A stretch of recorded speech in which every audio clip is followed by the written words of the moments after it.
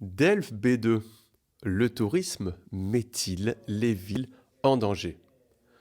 Tout d'abord, le tourisme met les villes en danger car le prix des logements augmente considérablement et il y en a moins. En effet, plus il y a de tourisme, plus les personnes qui louent des appartements préfèrent louer leurs appartements à des touristes car ils vont gagner plus d'argent et vont pouvoir mieux conserver leurs biens. En conséquence de cela, il y a moins de logements disponibles pour les personnes locales et en plus de cela, leur prix augmente. C'est la raison pour laquelle, en effet, le tourisme met les villes en danger. Deuxièmement, à cause de ce tourisme, les locaux ont tendance à quitter le centre-ville des villes. En conséquence de cela, les villes perdent de leur authenticité.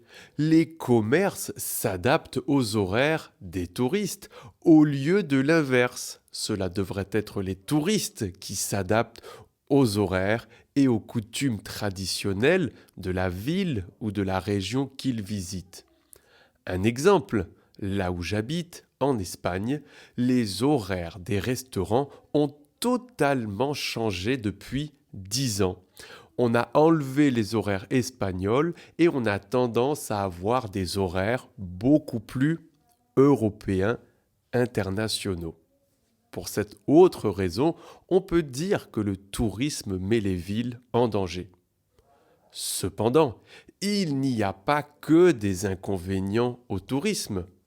Dans ma ville, par exemple, j'ai pu voir que toutes les églises, tous les bâtiments, toutes les places d'intérêt sont maintenant rénovées, réhabilitées. Et tout cela grâce à l'argent que le tourisme peut apporter. On a donc de meilleurs services et on vit dans une ville plus propre, plus jolie et mieux organisée. En conclusion, est-ce que le tourisme met les villes en danger? D'après moi, oui, pour les différents inconvénients que j'ai présentés.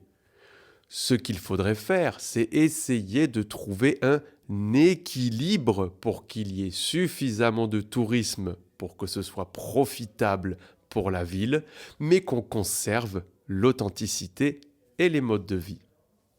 Voilà.